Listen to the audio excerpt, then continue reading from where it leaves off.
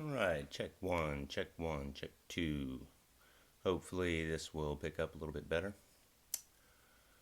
It's a great day.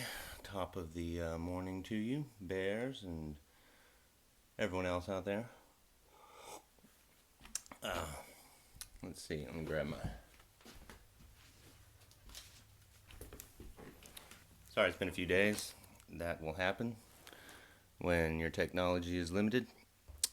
And Blaze's girlfriend came into town for the weekend, and we were very accommodating.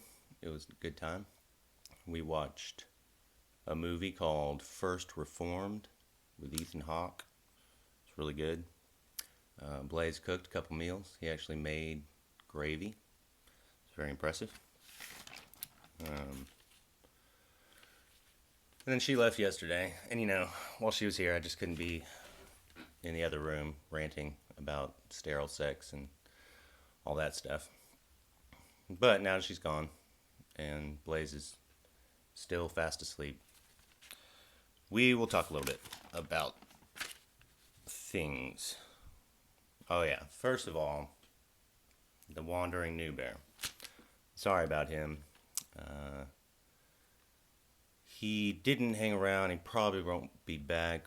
We don't keep enough Mountain Dew around here to really keep that kind of personality happy. So, and yeah, I don't think he really understood comedy.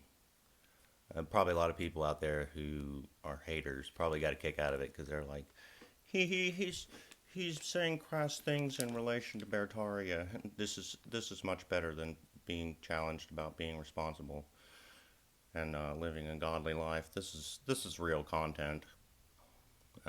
No, it wasn't. I apologize for it. But we'll move on. One of the cute comments was something to the effect of, "Oh, it doesn't sound like Blaze caved to the pressure. It just sounds like he's a free thinker." Free thinker, yes. Free thinker like all the members of the Chaz Nation. Free thinker like any good socialist who's just like, wherever I can get away with giving the least and taking the most, this is the natural human way of living. And we all do this. And some people squirt by being accommodating and helpful, and some people squirt by being accommodated and being helped. And this is just how reality is. Yes, real free thinker. A real Ralph Waldo Emerson, Henry David Thoreau type. No, he's not going anywhere. He knows he's almost in Beartaria here. We make jokes that we're halfway in Beartaria, but the truth is, the community that we live in, it's about as close to Beartaria as you can already be. What I mean by that is, in like the 20 square miles around us, all the farms,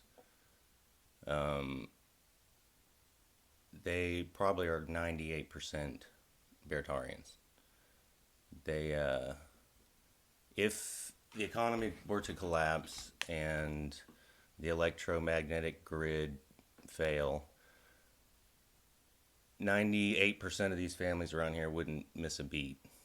The teenagers would probably start crying because they wouldn't be able to watch their pornos, and the old men would be a little sad that they couldn't watch their Lonesome Dove once a year. But besides that, it would be business as usual. They all have gardens, big gardens. They all have livestock. They all have cellars full of canned goods. They all know where the fresh water is. And most importantly, they all know each other. They all know their neighbors. And you don't. Somebody out there mentions some character who I guess tried to leave Babylon and go live in the wilderness in a homestead.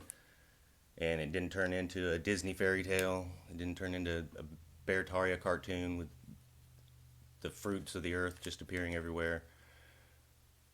No, there's going to be a percentage of people that try to leave Babylon that get lost in the wilderness. There's going to be many examples of that.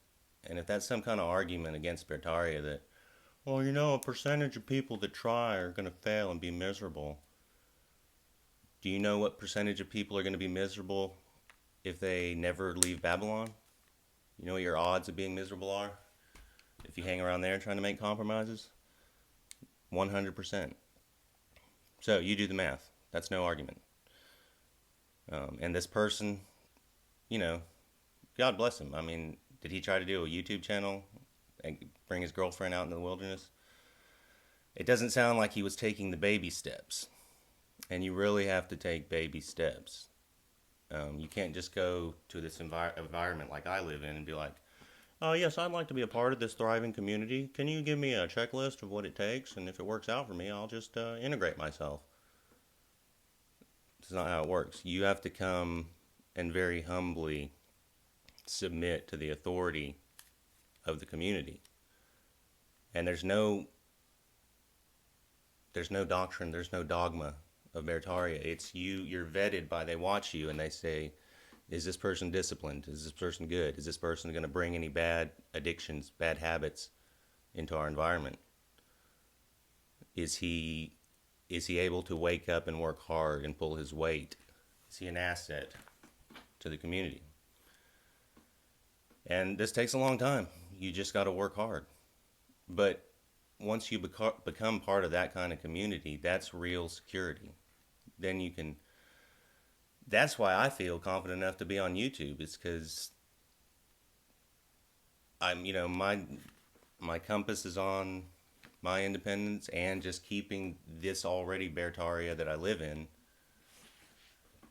happy with my performance. When the goal is the same, everything else flows from there. It's just very simple. All the churches around here, probably 5% of them closed for the contravirus. They really are all just real private organizations. And half the farms within 20 miles of me are Mennonite. So you know that they're efficient. And you know they didn't close down. So it's a very different world. Like, I would say there's more Beartaria in America than there is Babylon. It's just,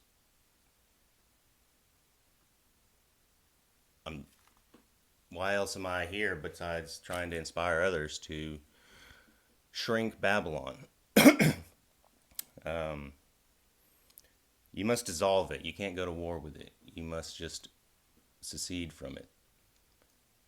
And you can't compromise with it. That's what most Christianity is. And that's hilarious, whoever commented that I was grabbling the parable by saying it's not about jacking off. And there was another hilarious comment where somebody was like, I just don't see how Owen/Beartaria has anything to do with the Bible. Let me think, what does Beartaria have to do in particular with the Bible? Only everything. Only that's what the whole story is about. Adam and Eve leaving the garden, reaching for gratification over and above the will of God. God destroying the earth because of sin, destroying everything that offended him, except the things that didn't. The Bible is one long purification ritual. The 40 days of the flood, the 40 days of the Israelites wandering in the wilderness when they left Egypt. This is this is a sexual purification ritual, a 40-year one. The Promised Land, Beartaria, the young generation getting to enter it, and the old generation representing everything about Babylon that offended God. That's obviously what it's about. It's like, do you think there's no psychological significance to these stories? They're just historical facts leading up to a narrative, and the narrative is what you have to accept to be a Christian. If that's so, then tell me what particular narrative, because that's where it all breaks down, is when you try to, with words, paint the narrative that you say equals Christianity. And when the whole thing is obviously about a sexual purification ritual, the whole thing, Israelites captured by actual Babylon back and forth is them slipping back and forth in and out of the will of God and in and out of sexual purity, leading on up into the Messiah and all the grand metaphors of the wedding that we're all invited to, and why we should all be purifying ourselves to be the perfect participant in this marriage ceremony that creation is leading up to. It's all about sexual purity. And I guess what people find so offensive about it is they can't hear about the subject. They can't hear the word squirting without being titillated a little bit, because they know they're just in between squirt periods. And they think everybody is. And so they think people that talk about it freely and nonchalantly are just titillating themselves and purposely trying to titillate everyone. Sorry, I'm using that word so much.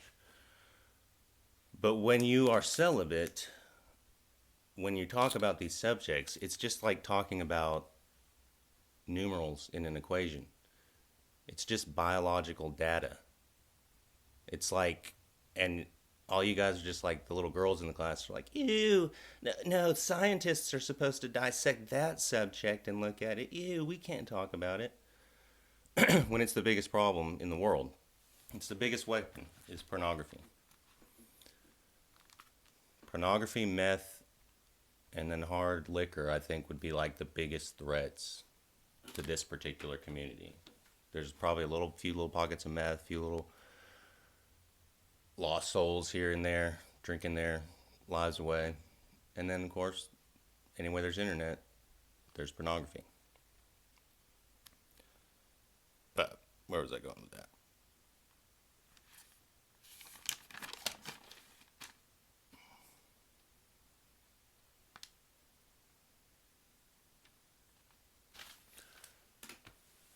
Yeah, so it's a direct representation of your religious life is how sexually pure you're trying to be.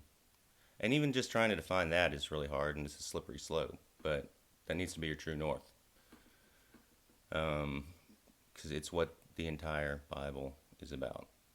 It's the whole story. If you want the book of Revelation to be revealed to you, it takes patience and sexual purity. And I'm not saying if you stop jacking off for a week, the mysteries of heaven are going to be revealed, but they will begin to be revealed. I know if I understand if you cannot accept this, but we are all somewhere in between Beartaria and Babylon. I thought I had another point I was trying to make. Oh yeah, the stolen valor bit, man. That's so. Somebody mentioned that like Steven Crowder had filed a Freedom of Information Act to find out if somebody who was opening for Owen was a Marine or not, a crayon eater. So Steven Crowder went and filed some legal paperwork to find out if someone was a crayon eater or not. And we all know Marines are like 2 IQ points above a special needs person. Okay, so it was probably a charitable act, like a Make-A-Wish thing, for Owen to even let this guy do comedy with him. And then learning that he's actually not a crayon eater, he's a pretend crayon eater, that's even more of a sign of a true mental deficiency. And so I guarantee not for the crayon eater did Owen let him stay, but it was probably just to save embarrassment for a lot of people involved. And it was definitely not to bring... People don't go to comedy shows to hear crayon eaters tell jokes, folks. It's not to put butts in the seats. And so just stop it with... That's your guys' big arguments is, Owen not biblical. He titillate people. And Owen talked people into leaving Babylon, and then they fail and are miserable. And because this is possible, obviously Beartaria is impossible. Owen take money from the Beartaria treasury and buy a house. He not consult the board of bears. This is a clear-cut case of bear embezzlement, and he cannot stand it. This is all you got. Like, you guys must be Owen Benjamin fans. Only Owen Benjamin fans could attack his character this poorly. So, step your game up. I'll be back. I covered probably 5% of what I planned on covering. I have a lot of time to think around here, so the thoughts build up. But eventually I'll have the technology to get them across. But keep crushing. Love you all. Talk to you soon.